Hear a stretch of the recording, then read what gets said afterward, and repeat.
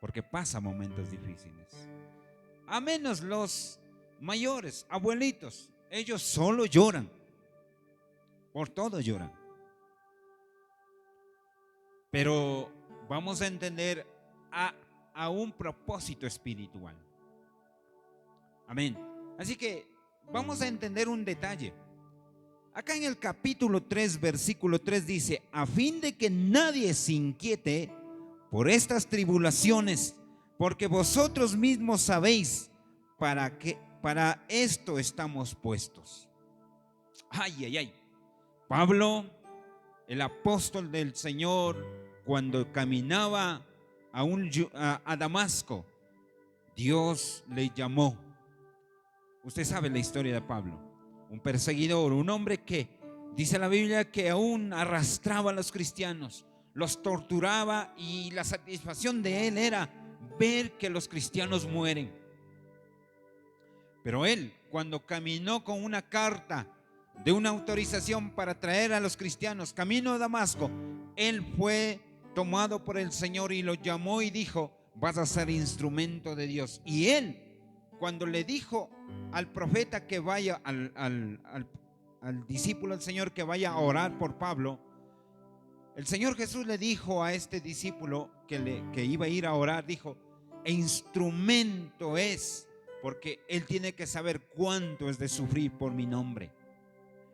Ahora, en la vida cristiana, cuando alguien tiene que venir a Cristo, no piense que usted viene a decir que aquí en Cristo está todo, no hay problema, no hay nada. No, el evangelio de Jesucristo es la salvación del alma, pero su vida, su hombre, su mujer va a tener que tener aflicciones, tribulaciones. Y por eso dice el versículo 3, ¿qué dice?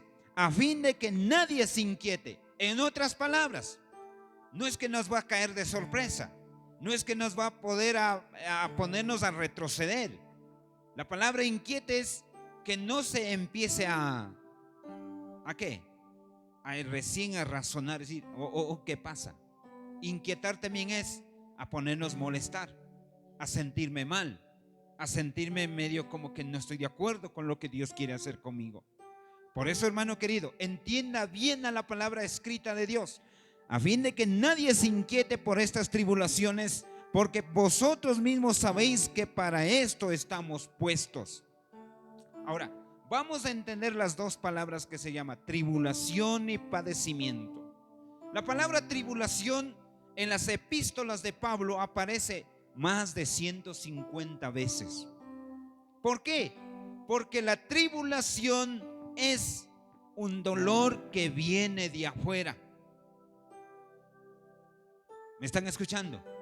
La tribulación es un dolor que viene de afuera hacia nosotros, provocado por muchos factores. Entre ellas ya los vamos a ir entendiendo.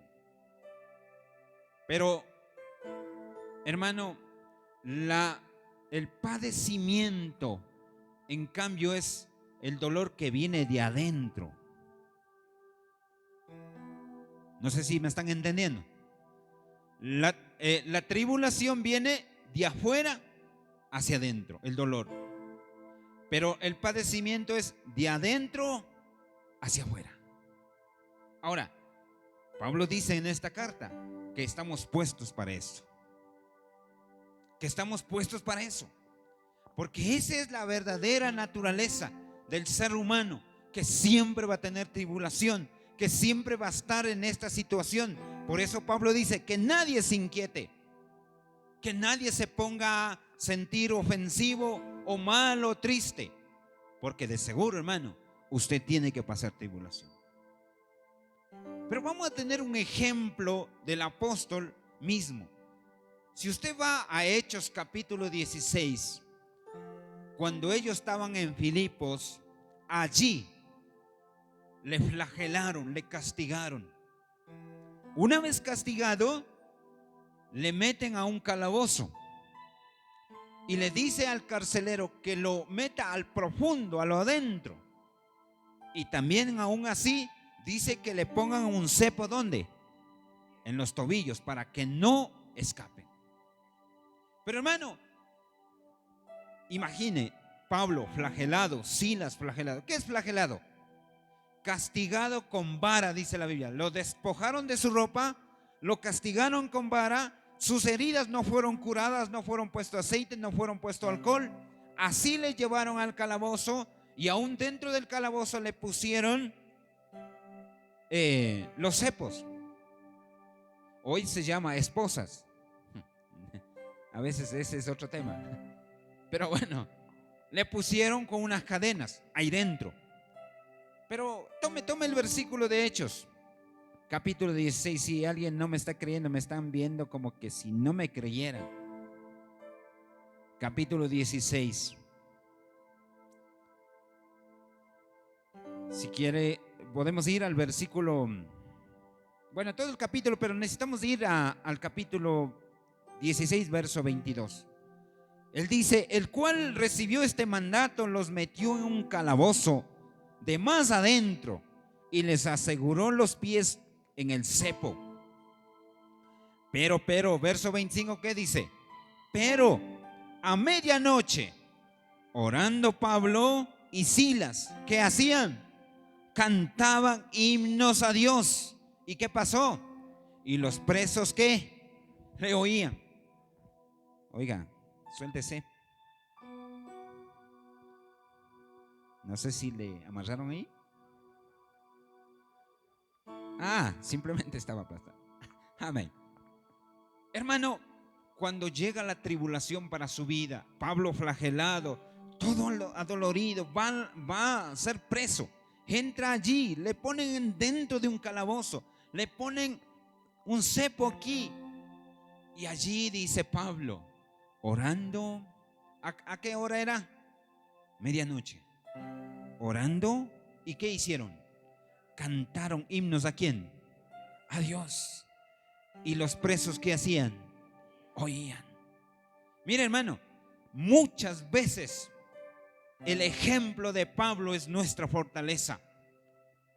Y a veces, hermano, usted habla, los hermanos que conocimos a Cristo ya mucho tiempo, muchas veces tenemos este versículo que dice: todo lo puedo en Cristo que me fortalece.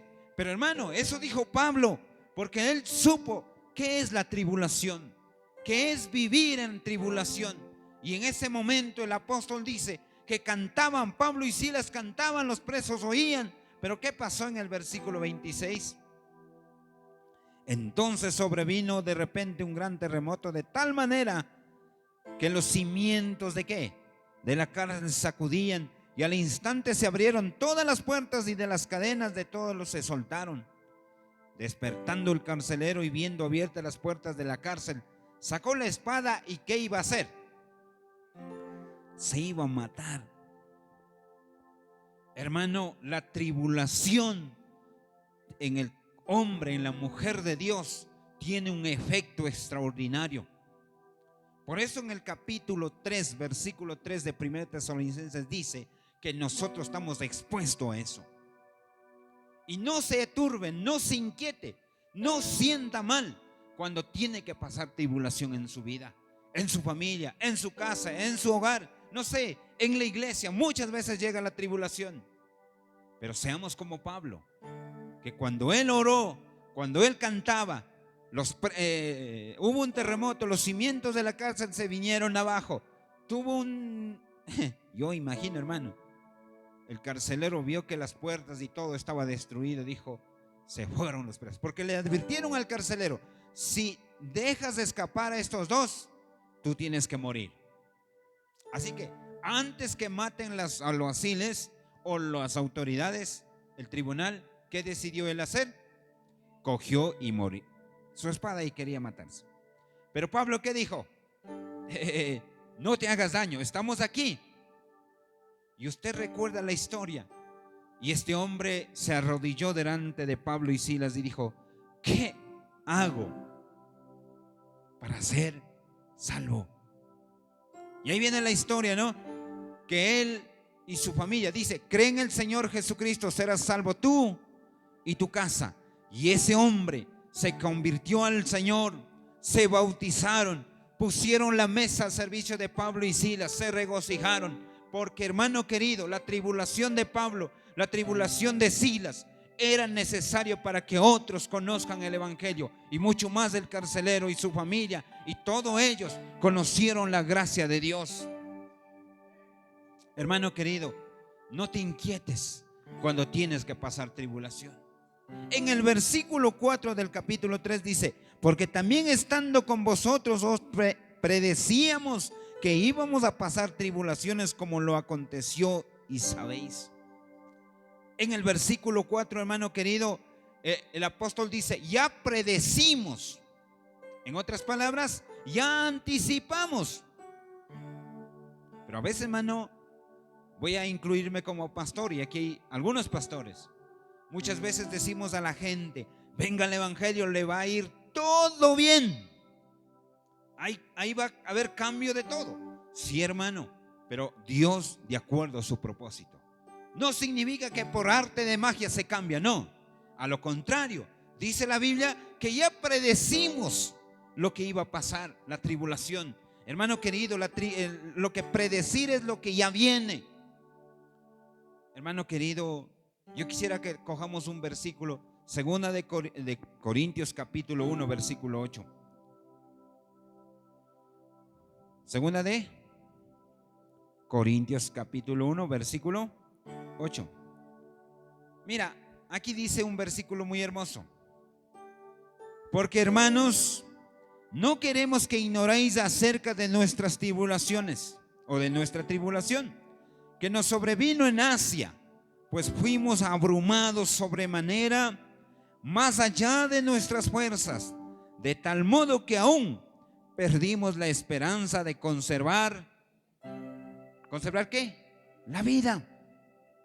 Hermano, hay tiempos que la tribulación, el padecimiento viene, hermano querido, en un extremo de que usted piensa quitarse ¿qué? La vida, o perder la vida. Y hay mucha gente que sin Cristo, sin Dios, la decisión de ellos de salvar de la tribulación, de la angustia, de la desesperación, de todo lo que ellos pasan, tal vez el rechazo, ¿qué hacen? Es simplemente quitarse la vida. Y Pablo dice en 1 Corintios 1:8, 2 Corintios 1:8, que dice que aún vino sobremanera un peso como si viniese toneladas de carga. Y él dice: ya no soporto. Preferible es que ya pensé que ya no hay la vida. Así dice la palabra. Por eso, hermano querido, hermana querida, nosotros tenemos que entender que esta vida, esta tierra, hermano querido, hay una ley. Y esa ley es, hermano, el dolor que siempre vamos a tener que llevar. Porque yo quiero decir, este mundo no ofrece más es dolor, tribulación, angustia, desesperación, ansiedad. Pero, hermano querido, hay una bendición que Dios siempre tiene, hermano, que ya veremos más adelante. Así que siempre recuerde que la tribulación es un dolor que viene de afuera, pero el padecimiento es un dolor que viene de adentro. Y la pregunta mía es, como dice en el versículo 3, nadie se inquiete. Posiblemente usted, querido hermano nuevo en Cristo, hermana nueva en Cristo, se está inquietando de muchas cosas que le está sucediendo en su vida. Ya ha pasado algunas cosas, pero yo quisiera ir en este mismo capítulo al versículo 5. Mira qué dice el versículo 5: por lo cual también yo, no pudiendo soportar más, envié para informarme de vuestra fe, no sea que os hubiese tentado ¿quién? El tentador, y que nuestro trabajo resulte en vano. Es que, hermano, cuando usted pasa tribulación, cuando usted pasa padecimiento, aparece ¿quién? Satanás, el tentador.